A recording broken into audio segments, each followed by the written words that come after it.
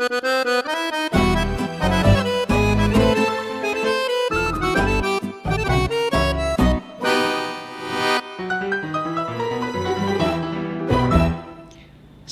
warahmatullahi wabarakatuh. Waalaikumsalam. Halo sahabat-sahabat sekalian, jumpa lagi bersama saya Muhammad Mabrur di acara program OMJ, obrolan malam Jumat, dan di mana lagi kalau bukan di channel Gerakan Pemuda Ansor. Ini alhamdulillah subscriber kita makin bertambah juga, dan kalau sahabat-sahabat sekalian ingin mengikuti lebih jauh lagi teman-teman ngobrol kita yang keren-keren di OMJ, jangan lupa subscribe juga gitu, atau di-share gitu di mana, di WA atau di sosmed-sosmed lain gitu, biar kita dapat teman baru ya. Itulah ininya. Nah, sahabat-sahabat sekalian, seperti biasa ya, semoga sahabat-sahabat sekalian sehat walafiat gitu dan tetap bahagia, karena kader NU itu harus bahagia, kata ketua umum kita. Wajib bahagia. Wajib bahagia. Kalau yang lain sakarmu. Waduh, mulai nih ketua, belum nih. Dan sahabat-sahabat bisa lihat yang menjadi teman ngobrol saya pada kali ini sangat spesial, pakai keju dan coklat dan sedikit mungkin agak pahit nantinya. Ada sahabat Lukman Hakim. Assalamualaikum ketua. Waalaikumsalam. Mas Sehat? Mabrur sehat. Alhamdulillah. Masih sebagai anggota DPR ya, masih ya? Alhamdulillah sampai hari ini. Sampai hari ini masih. Ya. Tapi sekarang di komisi 9 apa 8 apa di komisi 0,5 atau di mana nih? Kita pengennya komisi 17 saja. Jadi tanggal 12 April saya ditugaskan oleh fraksi pindah dari pimpinan komisi 2 ke komisi 9 Ya. 2 hari sebelum penutupan masa sidang kemarin. Ya. Kemudian di awal masa sidang tepatnya tanggal April. 20 ini bulan apa sih? Mei ya? Mei. 20 Mei. Oh, berarti baru-baru nih, masih 20 hangat. Mei fraksi bikin surat lagi menugaskan saya pindah dari komisi 9 ke komisi 8. Oke. Jadi lumayan lah dalam waktu berapa? 2 bulan. 2 bulan. Itu kita sudah tour dari 2 9 8. 8. Nah, belum tahu di 8 kita akan bertahan berapa lama untuk kemudian tour lagi ke yang Wah, lain. ini apa penjelajah nih. Penjelajah fraksi. Nah, berarti di 8 itu kesibukannya ngurusin bermitra dengan Kementerian Agama ya, termasuk salah satunya. Dan saya lihat di postingan-postingan sahabat Lukman itu banyak habis dari umroh ya. Ya, kita habis. Makanya wajah dari itu umroh. Subhanallah terpancar aura-aura. Amin. Aura-aura. Terus di sana gimana ketua ini? Ya kan ini dekat musim haji nih. Ya. Gimana gitu persiapan pemerintah yang ada di sana, termasuk pemerintah Saudi, pemerintah kita yang perwakilan yang ada di sana, gimana sejauh ini gitu persiapannya? Gitu.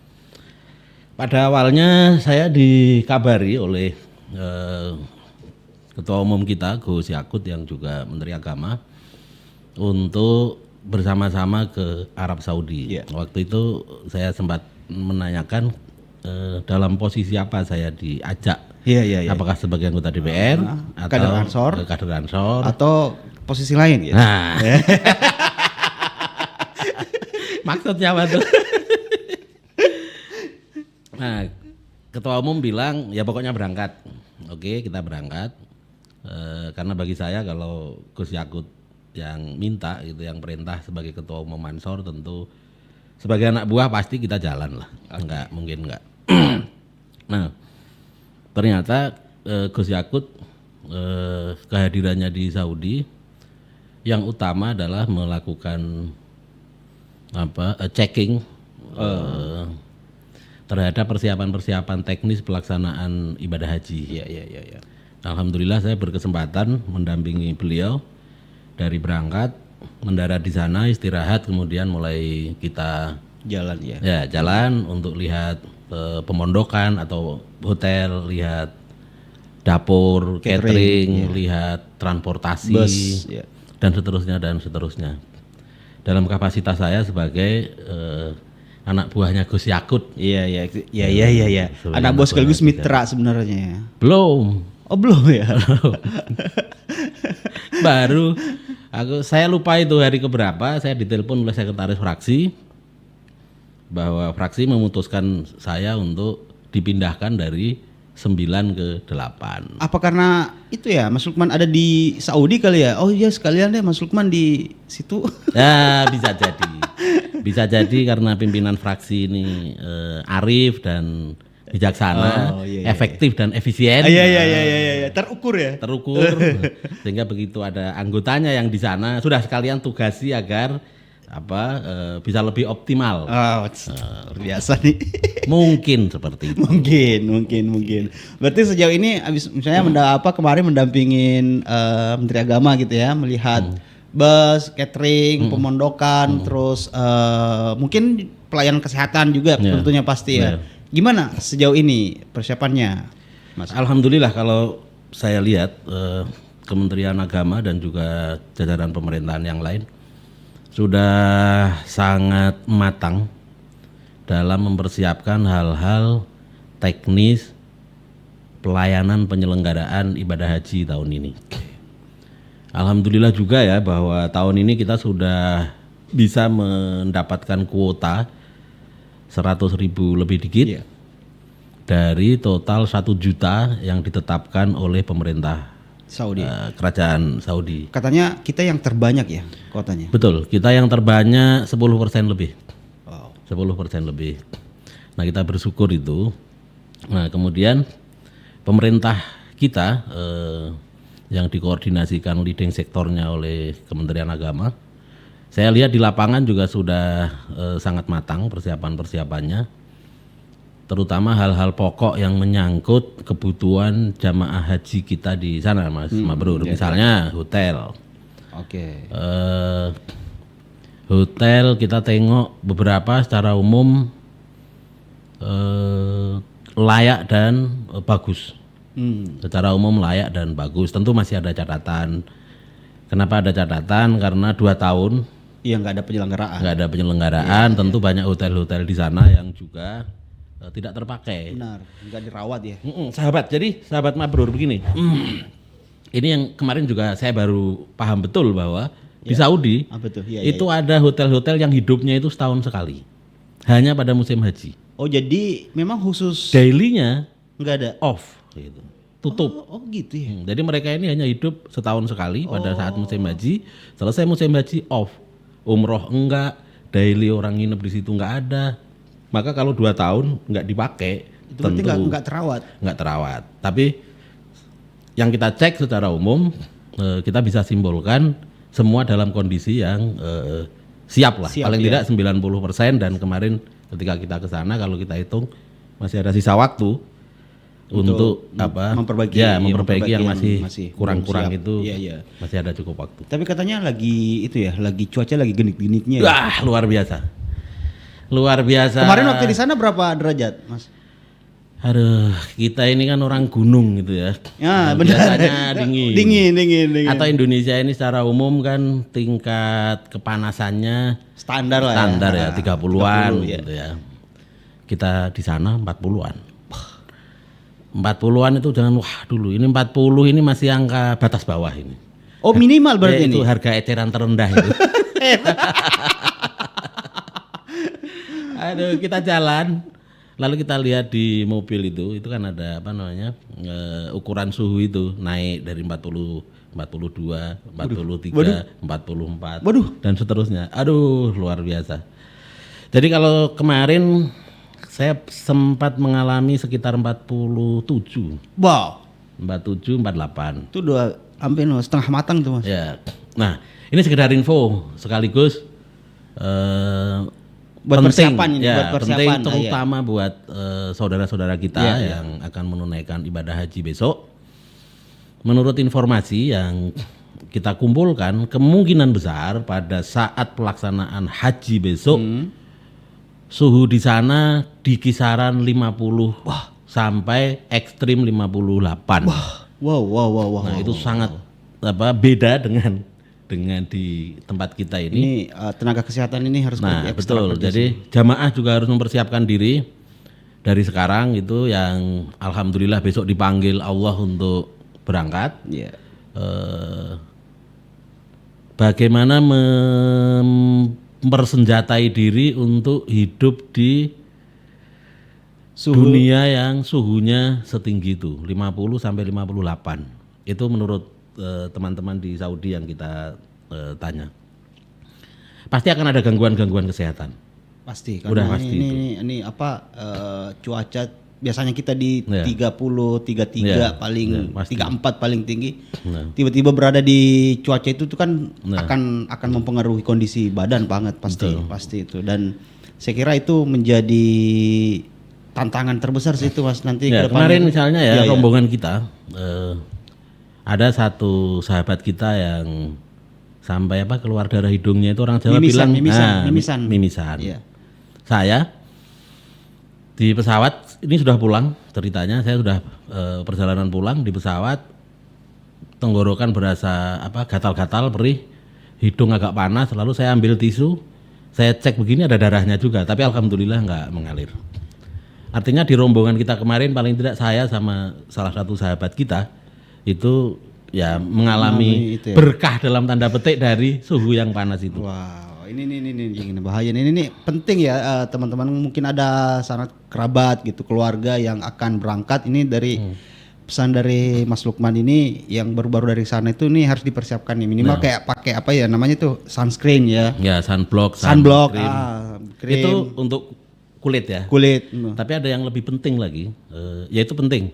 Itu penting. Kemudian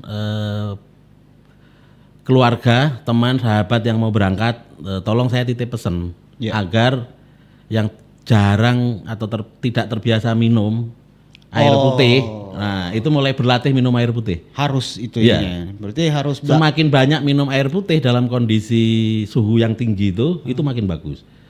Saya bukan dokter, tetapi di Saudi dengan kondisi seperti itu saya konsultasi dengan dokter Yang teman di sana, saya, iya, ya nggak ada dokter yang kita berteman. Saya tanya dalam kondisi kayak begini apa? Satu, biasakan minum sebanyak-banyaknya. Oh, Biasakan minum, terutama air putih. Minum air putih yang banyak. bukan kopi ya. Ya, kalau kopi buat kita aja. Berarti harus ada ini nanti nih itu ya, bawa kayak tumbler gitu ya. Nah, botol kayak betul. tumbler gini ini Kayak harus begini kemana-mana nih. itu harus bawa itu. Nah, betul. Ini boleh dibawa ini. IndiHome Pak. IndiHome ini. Iya, IndiHome. Ini sekaligus Promo kita. promo lah. Jadi bawa kayak begini. Untuk apa? Untuk misalnya kalau nanti dari kamar hotel diisi, misalnya mau umroh, mau tawaf, mau sa'i, Iya, mau kemana, mau keluar, mau apa gitu ya, bawa. Begitu haus langsung minum. Satu. Yang kedua, bawa semprotan. Saya nggak ada contohnya ya. Semprotan air. Semprotan air. Untuk muka ya. Untuk muka, untuk Iya, misalnya ada, kain benar, ihram, benar, untuk apa, pokoknya semua basahi aja. Kalau perlu misalnya mau tawaf di kamar, persiapannya kain ihramnya basahin dulu aja, basahin dulu baru dibawa keluar. Iya, Itu akan membantu. Tapi karena kain ihram kan begitu nanti kita dipakai kering, maka selain bawa ini Itu bawa semprotan. bawa tadi itu, semprotan air itu. yang air. Jadi nanti begitu sudah berasa agak panas, semprot lagi. Iya. Menurut teman saya, Dokter Budi di Semarang, orang baik beliau ini, wanti-wanti ke saya 2 hal itu karena berkemungkinan cuaca yang panas, yang tinggi itu orang bisa kena namanya heat stroke. Heat stroke. Ya, stroke kepanasan atau apa gitu. Oh, iya. Itu resikonya bisa sampai di resiko kematian. Wah. Tentu kita Nggak berharap menginginkan hal kan itu, bahwa iya, Allah melindungi semua jamaah Benar, kita besok, benar, berangkat benar. selamat, pulang selamat, jadi haji yang mabrur. Amin. Jadi mabrur. Dan maksudnya Mas Lukman akan banyak bersentuhan dengan mitra-mitra di Komisi 8 juga. Tapi selain sebagai ini ya Mas, saya agak pribadi nih, Mas. Boleh, pribadi kita buka-buka boleh. Selain ini misalnya kan ya sibuk, misalnya ada sidang gitu. Biasanya ngapain Mas? Loh, ya sidang, ada Ya sidang, maksudnya ya sidang dong. enggak, maksudnya selain sidang gitu loh. Selain sidang, misalnya apa gitu kesibukannya ini anggota DPR itu ngapain gitu. Selain misalnya nggak ada agenda sidang, nggak ada apa itu. Banyak. Kan nggak harus setiap hari juga ke kantor kan? Enggak. Jadi kalau DPR itu kan wakil rakyat. Ia mandataris rakyat, dipilih oleh rakyat untuk menjadi wakil. Tentu ada tugas-tugas pokok atau fungsi yang melekat dalam dirinya, fungsi budgeting, fungsi legislasi dan pengawasan. Iya benar, pengawasan ya. Pengawasan termasuk misalnya besok pasti ada sejumlah anggota Komisi 8 yang melakukan pengawasan haji pada saat pelaksanaan besok. Iya, Di iya, sana. iya. Itu bagian dari pelaksanaan fungsi konstitusi yang melekat dalam diri anggota DPR. ya. Nah, tentu pelaksanaan ketiga fungsi itu kan tidak semua ada di dalam gedung DPR. Tidak semua harus ada di ruang rapat. Pengawasan tentu akan lebih sering turun ke jalan, turun ke masyarakat. Kemudian budgeting dan legislasi, fungsi penganggaran dan fungsi pembuatan undang-undang, ketok palunya bisa di gedung DPR, tetapi tentu ketika DPR bersama pemerintah merumuskan kebijakan keuangan tertentu, budgeting, atau misalnya kita bikin undang-undang tertentu, Ya. suara rakyat tentu harus didengarkan, karena itu juga pasti harus turun ke bawah, ketemu masyarakat, ketemu ormas, ketemu perguruan tinggi. Penyerapan aspirasi. Nah, kurang lebih begitu. Baru kemudian diolah secara baik, bukan diolah-olah ya.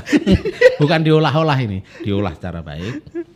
Nah, diputusin di gedung DPR. Oke. Jadi Sebetulnya kalau itu semua dilakukan, waktu anggota DPR itu juga kurang. oke. Kurang ya. Kurang. Misalnya contoh saya ini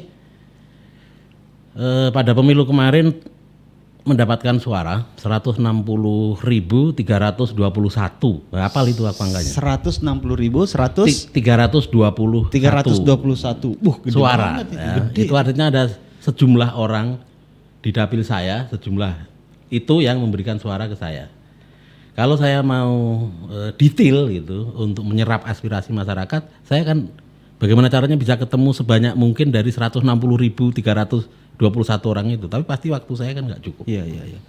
Oh iya. Ya, nggak cukup. Artinya kalau anggota DPR melaksanakan fungsinya dengan benar sampai hal-hal yang sedetil-detilnya untuk menyerap aspirasi masyarakat, waktu pasti kurang. Oh, sahabat-sahabat sekalian ini kalau yang belum ini ya belum tahu banyak tentang Mas Lubam. Mas Lubam ini anggota DPR RI dari Partai PKB. Dapil 6 Dapil 6 Jawa Tengah. Jawa Tengah. Jadi Wonosobo dan sebagainya gitu Ya, ya. Purworejo, Purworejo, Temanggung, Temanggung, Kabupaten Magelang, Kota Magelang. Kota Magelang. Nah, itu. Jadi Nah, selain itu, sahabat kita kan juga sampai sekarang masih diminta untuk atau ditugaskan gitu ya, membantu Gus Yakut di pimpinan pusat Gerakan Pemuda Ansor. Tentu itu juga butuh porsi waktu tersendiri. Ya. Selain itu juga sampai sekarang masih menjadi sekretaris Gerakan Sosial dan Penanggulangan Bencana DPP PKB. Itu juga tentu butuh porsi waktu. Jadi kalau ditanya di luar sidang ngapain, ya berusaha sebisanya untuk waktunya terus bisa bermanfaat gitu aja lah. udah ini anggota Dewan Sejati. Bahasanya itu diplomatis.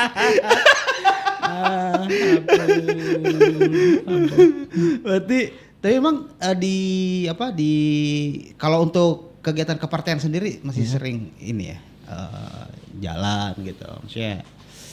Ya jalan lah, apalagi ini menjelang pemilu. Menjelang pemilu alhamdulillah saya ini bersyukur karena di antara 13 juta pemilih PKB kemarin ya. Oh iya benar 13 juta. Ini saya mau tanyakan nanti nih Masnya. Ya boleh. Jadi di antara 13 juta pemilih PKB, saya ditugaskan oleh DPP sejak 1,5 tahun yang lalu lah kurang lebih membantu menata PKB di Provinsi Sulawesi Utara. Oh. Jadi saya lebih banyak waktu, pikiran dan tenaga fokus di sana bagaimana menata PKB agar di Sulut ya? Ya, di Sulawesi Utara dari DPW, DPC, PAC. Sampai sekarang masih? Masih, alhamdulillah masih tersisa sekitar 21 lah mungkin per hari kemarin 21 kecamatan yang PAC-nya Belum hidup. harus Belum kita terbentuk ya, ya. harus kita bentuk dari 171 kecamatan di Sulawesi Utara. Wah. Ya mohon doanya Berarti sahabat biar cepat selesai. Sering ke sana berarti Mas Lukman ya. Ya lumayan tidak terlalu sering karena kita takut terbang, Pak. Takut terbang. nah, Mas Lukman kan nggak ujuk-ujuk gitu aktif di partai politik dan di partai PKB gitu. Dari sepak terjang sebelumnya di aktivis pun sudah sangat banyak dan menjadi kader NU yang tulen sejak mahasiswa gitu sampai Sejak dalam kandungan. sejak Kalau sejak dalam kandungan udah NU gitu. Nah, ini kan kayak Mas Lukman tadi menyebut 13 juta pemilih gitu saat ini di PKB. Nah, menurut Mas Lukman itu 13 juta pemilih ini tuh dari mana aja gitu? Maksudnya apa yang menjadi chemistry PKB sendiri sehingga bisa menghasilkan 13 juta di pemilu kemarin kan 9, sekian gitu ya persentasenya gitu. Ya karena PKB memang lahir, tumbuh dan besar dari rahim Nahdlatul Ulama. Oke. Itu menurut saya kata kunci pertama kalau kita ingin mengenali PKB secara apa adanya, secara utuh.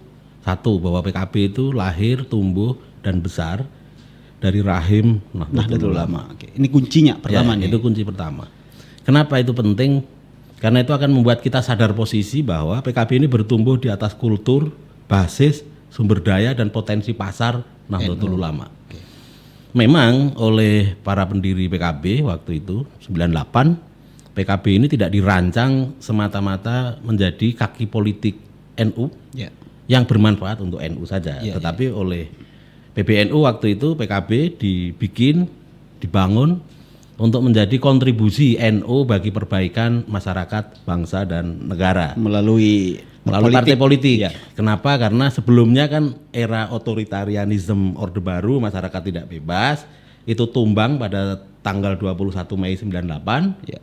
Ditandai Pak Harto berhenti itu, terbukalah kebebasan sipil, demokrasi berbasis kebebasan sipil mulai jalan. Ya. Nah, dalam kondisi seperti itu NU sadar betul bahwa inilah kesempatan kalau punya kekuatan politik formal, itu bisa ikut menata bangsa dan negara yang ujungnya tentu untuk kemaslahatan umat. Khususnya Nahdien ya. Untuk kepentingan bangsa dan negara, untuk umat Indonesia. Oke. Itu spirit dari berdirinya PKB oleh PBNU. Nah, itu penting itu. Sehingga wajib kita ini bersyukur kita punya ceruk yang besar. Pemilih kita ini potensi ibarat kita pebisnis captive market kita ini gede banget. Siapa? Warga NU atau kaum Nahdien. Yang konon menurut lembaga-lembaga survei dibilang angkanya sekitar 110, ada yang bilang 120 juta. Iya benar. Nah, ini ceruk yang gede banget. Nah, tentu angka 13 juta tadi, ini kan masih belum mencapai, jangankan 50% gitu, 30% saja belum nyampe. Belum. 10% aja baru, kalau kita pakai patokan tertinggi misalnya ada lembaga survei yang menyampaikan 120, maka 130 ini kan ya 10-an persen sekian. Benar. Nah, ini artinya masih ada ruang yang sangat besar untuk digarap bersama-sama, untuk membangun kesadaran bersama bahwa kalau kekuatan politik yang dibikin oleh NU ini yang namanya PKB ini makin gede, pasti akan banyak manfaat yang dikontribusikan oleh NU melalui PKB dalam aras kebijakan-kebijakan politik bernegara yang ujungnya untuk kemaslahatan umat. Dan itu PR ke depan. Oke. Dan menurut Mas Lukman, PKB itu udah melakukan role atau peran seperti itu saat ini. Ya, tentu PKB akan terus berusaha memperbesar, membangun kesadaran yang lebih masif lagi di kalangan kaum Nahdien bahwa kendaraan politik yang dibikin oleh para kiai zaman dulu ini ya harus kita hidupkan bersama-sama, kita bikin besar bersama-sama, karena inilah kontribusi nyata NU untuk perbaikan bangsa dan negara melalui sekali lagi melalui kekuasaan. Kekuasaan lewat jalur politik itu. Bahwa dalam proses itu ada dinamika-dinamika, tentu itulah yang harus dipikirkan sedemikian rupa agar dinamika hubungan misalnya organisasional antara NU, PKB itu kemudian tidak menyebabkan kebutuhan terus-menerus berkonsolidasi itu justru terganggu.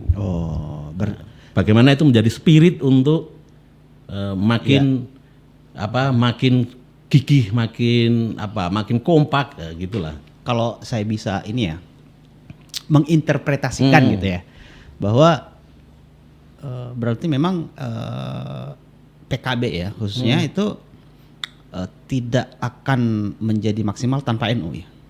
Pasti. Karena captive marketnya ada di situ. Ada di situ. Oke. Orang boleh bilang misalnya sebagian mungkin punya analisis itu kan Jawa. Kalau luar Jawa beda. Begini, ada politik itu ada namanya hasil pemungutan suara di TPS. Ya. Tetapi juga ada ekosistem. Oke. Ibaratnya kamu mancing itu ada kolamnya. Ya benar. Nah, kalau nggak ada kolamnya gimana caranya kamu mancing? Benar. Nah, ekosistem politik PKB itu oleh publik secara umum itu sudah dianggap sama dengan NU. Sama, sebangun. Oke. Jadi PKB ya NU, NU ya PKB. Itu persepsi Masyarakat publik ya. Persepsi publik seperti itu.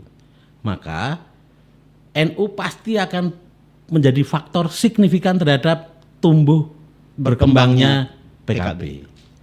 PKB besar pasti ada faktor NU-nya, PKB turun, ya mohon maaf, pasti juga ada faktor NU-nya. Karena memang itu senyawa ya. Senyawa. Gitu. Saya ada case yang saya bisa cerita ya. Boleh. Misalnya di kota Surakarta, Jawa Tengah, PKB sampai sekarang di DPRD kotanya itu memperoleh kursi hanya pada pemilu tahun 1999. Pemilu pertama kali yang diikuti oleh PKB. Dapat 1 kursi di kota Surakarta. Oke. Setelah itu pemilu 2004, 2009, 2014, 2019 Kosong. Tidak dapat kursi, Oke. kosong. Saya melihat terus terang yang dilakukan teman-teman di sana masih tidak sempurna. Apa tidak sempurnanya? Karena tidak belajar dari tahun 99. 99 kota Surakarta dapat kursi PKB 1 itu karena NU dan seluruh keluarga besarnya kompak. Oke. 2004 ke sini teman-teman PKB di sana belum mampu untuk meyakinkan NU bersama-sama lagi membangun PKB. Iya. Tidak dapat kursi, Bos.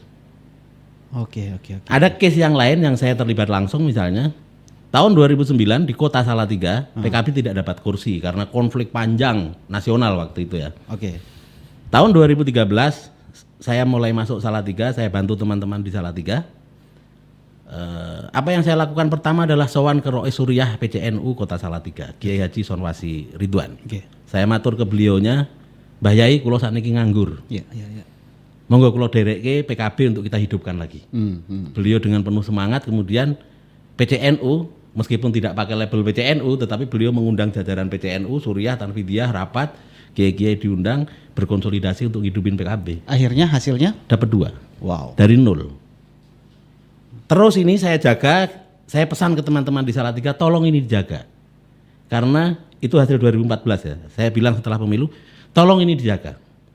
Kalau kita tetap kompak dengan NU, tahun 2019 saya pastikan bisa 4. Teman-teman waktu itu di Salatiga bilang, masa bisa sih kita di Salatiga 4 kursi? Pada saat PKB berdiri dengan semangat euforia dan ideologis itu saja hanya 2. Nah saya bilang, yakinlah, selama kita dengan NU ini jadi satu, kita kompak, di dalam PKB kita kompak, NU kompak, NU dan PKB kompak, yakin aku. 4 kursi bisa kita dapat. Alhamdulillah kemarin 2014 Dapat berapa? 4 kursi. Wah. Jadi ini memang bukan asumsi ya, karena case-case dan fakta-fakta di lapangan ini menunjukkan hal tersebut gitu. Tapi gini Mas, Saya di Dapil, kalau mau saya kasih tambahan, saya di Dapil. Oke. Saya ini orang baru. Saya bukan penduduk asli Dapil 6, bukan Magelang, Temanggung, Purworejo, Wonosobo. Saya asli lahir di Kabupaten Semarang, besar di Salatiga. Tapi dilempar ke sana ya. Nah, saya dapat suara 160.000. Dari mana? Ya karena NU sama PKB, NU sama saya gitu sebagai representasi caleg PKB di semua tempat ini insya Allah akrab, bareng. Sehingga dengan energi yang ya orang tahulah Lukman siapa gitu, anaknya petani, keluarga biasa-biasa saja gitu. Kemudian bisa dapat 160.000 itu kalau bukan berkahnya NU dan Kiai, saya nggak bisa membayangkan. Itu Asli, itu pakai terasa shot itu. Secara personal dapat benar itu Dapat benar, faktanya Bang. itu. Dapat benar. Tapi misalnya gini Mas, ini kan tadi nyebutnya NU gitu, harus kita PKB harus kompak dengan NU. Ya. NU mana dulu? Kan ada NU struktural, ada NU. Nggak ada, NU ya satu. NU ada, itu zaman dulu. Oke. Kalau zaman dulu ada begitu-begitu. Oke. Nah, aku ini terus terang ya, saya ini termasuk oknum lah. Zaman dahulu. Oke. Saya ini zaman dulu termasuk oknum yang menggunakan pendekatan NU kultural. Sebelum itu era 94, 95, 96, 97, 98 lah. Sampai di 98 itu.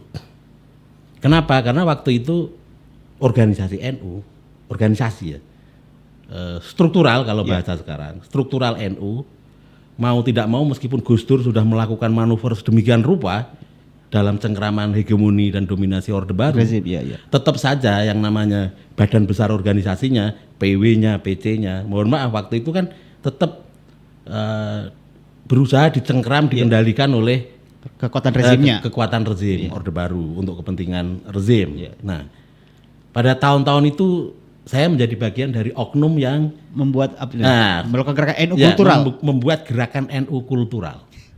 Bersama beberapa kiai kita selenggarakan pelatihan-pelatihan untuk calon kiai, untuk gus-gus yang targetnya ke depan ini mensubversi kepemimpinan kiai baik di pesantren maupun di lembaga formalnya NU. Berarti untuk konteks sekarang itu istilahnya pembagian atau istilah NU kultural dan NU struktural itu udah nggak relevan lagi gitu Mas? Kalau menurut saya terus terang ya sudah tidak relevan. Oke. Sudah expired lah itu.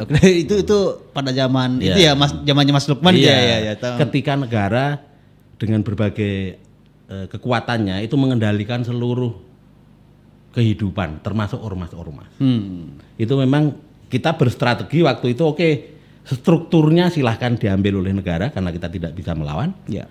Tapi kulturnya kita garap. Itu zaman dulu Pak. Ya. Ketika belum era kemerdekaan. Sebelum keterbukaan gitu loh. Ketika rezim menguasai semua lini gitu ya. Memang harus ada pergerakan bawah tanah gitu ya. Nah kalau sekarang orang masih bicara NU struktural, NU kultural. Ya mohon maaf dia harus dibangunkan dari mimpinya itu. Woi bangun. Ini sudah tahun 2024 benar, besok itu. Iya benar. Dan keliru ya berarti ya. Agak keliru sih karena ya keliru ya karena NU secara struktural yang dimaksud itu adalah pengurusnya ya, jajaran pengurus dan NU kultural itu ya sekarang udah nggak ada, soalnya kaderisasi di NU pun jalan sampai sekarang gitu loh. Jadi nggak ada pembagian seperti itu. Berarti memang satu hal yang menjadi kunci dari tadi Mas Lukman menyebutkan bahwa keberadaan NU ini memang menjadi sebuah captive market yang besar buat PKB. Nah, bagaimana dengan partai lain Mas gitu untuk ke NU gitu? Tuh, ya nggak apa-apa. Bayangin, kita ini 120 juta. Hanya dengan kejadian dan kehendak yang melibatkan kekuatan sangat besar yang kemudian bisa mengkonsolidasikan 120 juta orang ini ke satu partai politik. PKB kita berharap kita terus berjuang agar terus bertumbuh dari 13 juta tahun pemilu besok 2024 minimal ya 20 atau 25 juta. Ini kan masih ada ceruknya lebih gede lagi tuh. Iya. Masih ada tersisa puluhan juta yang lain lah. Nah, tentu saja kita berharap warga Nahdliyin yang belum ber-PKB memilih partainya tentu yang senafas, sejalan, minimum tidak bertentangan dengan cita-cita perjuangan NU secara ideologi. Ya. Nah, kalau soal misalnya partai-partai nasionalis apa ini kan insya Allah dalam arus besarnya itu samalah dengan pandangan NU soal bangsa, soal negara. Tapi kalau misalnya ada partai yang mengusung aliran ideologi tertentu yang itu bertabrakan dengan Ahlussunnah wal Jamaah, secara alamiah akan tertolak. nah itu secara alamiah akan tertolak. Tertolak. Berarti nanti tahun 2024 ini kan akan ada momen politik yang lebih besar gitu ya. Yes. Ini misalnya pemilihan presiden, lalu kemudian legislatif dan sebagainya gitu. Nah, kalau menurut Mas Lukman melihatnya sendiri, posisi NU itu akan menjadi lebih seksi. Udah pasti. Sudah pasti NU akan sangat seksi. Mau tidak mau, suka tidak suka, itu realitas. Mohon maaf misalnya ikhtiar ketua umum kita Gus Yahya yang menginginkan NU ini tidak dipolitisasi gitu ya. Tidak menjadi alat politik ya. Lalu simbol-simbol atau identitas NU tidak dipolitisasi. Iya. Itu pasti masih untuk menjadi realitas itu butuh waktu yang masih sangat panjang. Karena faktanya sosiopolitik kita sekarang secara umum itu masih salah satu pendekatan yang diandalkan adalah pendekatan identitas. Identitas keagamaan termasuk juga identitas ikatan primordialisme tertentu misalnya NU dan seterusnya. Nah, dengan 120 jutaan warga, dengan ikatan kepatuhan kiai santri, meskipun di sebagian tempat harus kita akui tingkat loyalitas santri ke kiai dalam hal politik itu berbeda-beda gitu. Ada yang sangat taat, ada yang santrinya berijtihad sendiri misalnya. Tapi tetap saja itu menjadi pasar yang sangat menarik bagi siapapun pelaku politik. Apakah itu partai, caleg, capres, atau DPD atau yang lainnya. Pasti, Pak. Pasti. Dan Mas Lukman ini kan juga santri ya. Insya Allah. Moga-moga diakui lah sebagai santri. Santri dong. Santri lihat kopiahnya aja udah. Nah, kalau kopiah kita bisa beli. Kopiahnya itu udah menstempel bahwa Pak Lukman ini santri. Jangan dibilang-bilang begitu. Sudahlah, Lukman saja. Biar enggak dikira kena demam. Iyalah, ada orang yang baca atau lihat YouTube sebentar gitu lalu wah saya harus dipanggil Ustadz. Waduh. Lalu mulai nulis namanya Ustadz Lukman. Lalu misalnya saking cintanya gitu kepada anak kiai, kepada Gus, saya harus disebut misalnya Gus Mabrur misalnya. Yang sebelumnya tidak disebut Gus misalnya. Nah gitu-gitu loh. Saya nggak pengen demam kayak begitu itu. Udahlah, Lukman disebut Lukman aja, panggil Lukman saja gitu. Nah kemarin itu ada yang beredar gitu. Nah ini saya mau tanyakan gitu ke Mas Lukman. Soalnya Mas Lukman sebagai santri gitu, hasil sangat dekat dengan pesantren, hasil didikan pesantren. Nah kemarin ada yang ngomong bahwa satu partai politik itu lebih penting daripada sebuah pesantren gitu. Menurut Mas Lukman gimana melihatnya itu? Ya kalau dari cara berpikir saya tentu ya tidak. Bagaimana kita bilang misalnya ada hal lebih penting dibandingkan pesantren. Kalau kita bicara dalam perspektif NU ya. Ya, ini kan kita bicara dalam perspektif NU ini. Dalam perspektif NU menurut saya pesantren itu hal yang paling penting dan paling strategis dan paling harus dimuliakan, diprioritaskan dan harus eksis. Karena ialah yang menjadi soko guru, menjadi pilar-pilar dari keberadaan Nahdlatul Ulama itu ya pesantren. Kalau tidak ada pesantren ya ibaratnya ya tidak ada Nahdlatul Ulama. Iya. Apalagi yang lain. Pesantren menjadi entitas penggerak gitu. NU. Kan cikal bakal NU ini dimulai dari pesantren. Benar. Pesantren-pesantren, para masayih gitu berkonsolidasi karena ada momentum internasional, ada momentum nasionalnya, lalu mengikatkan diri dalam satu wadah namanya Nahdlatul Ulama. Itu kan dari pesantren-pesantren. Kan tidak mungkin kemudian kita bilang pesantren atau ada hal lain yang lebih penting dari pesantren. Kalau kita dari perspektif NU loh. Iya. Ibaratnya kalau disuruh milih, kamu milih istrimu apa milih pesantren? Kamu harus jawab, saya pilih pesantren. Kira-kira kan begitu mestinya. Gitu. Karena di pesantren itu mendidik kita, membesarkan kita. Istri ya nanti udah jadi baru diambil gitu kan. Ya itu barang jadi, ibaratnya. iya maksudnya itu ekstrimnya. Ekstrimnya. Tapi memang bahwa pesantren itu menjadi tadi itu sokoguru ya, entitas yang ya kalau mau kita katakan secara gamblang yang membentuk NU sebenarnya ya. Karena yang aktor-aktornya kan aktor-aktor kiai-kiai pendiri NU dari pesantren semua gitu loh. Sehingga kalau tidak ada pesantren, sahabat Mabrur, maka tidak ada NU. Kalau sekedar ormas Islam, nanti apa bedanya NU dengan ormas Islam yang lain? Kalau tidak ada pesantren yang khas pesantren ala NU. Oke. Makanya pertanyaan aneh itu. Ya saya cuma konfirmasi Mas. Ini pertanyaan aneh. Mana ada gitu pesantren kok dianggap tidak lebih penting gitu. Ya enggak lah pasti lah. Iya. Semua pasti akan mengakui pesantren itu pasti penting, lebih penting dari apapun. Dari apapun ketika di dalam perspektif NU itu harus penting. Waduh, menarik sekali nih sahabat-sahabat ini Mas Lukman ini. Memang apa ya, kalau sahabat-sahabat sering main di sosial media ini pasti pernah dan melihat bagaimana Mas Lukman itu memberikan pencerahan. Ampun, pencerahan online, pencerahan digital gitu di mana di media sosial. Jadi kadang di Twitter itu kalau ada komentar-komentar Mas Lukman itu kan menjadi rujukan media-media Pak. Gitu ya kan. Nah, memang masih ada waktu gitu main Twitteran Mas emangnya. Tiap hari.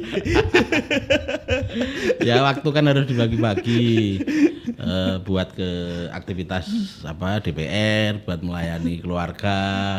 Saya ini kan sekali lagi manusia biasa gitu kan, yang butuh istri, butuh anak, tapi juga butuh sahabat, butuh guru, butuh mentor, dan seterusnya. Iya, nah tentu ada waktu juga gitu untuk nge-tweet gitu. Tapi terus terang sampai sekarang media sosial saya yang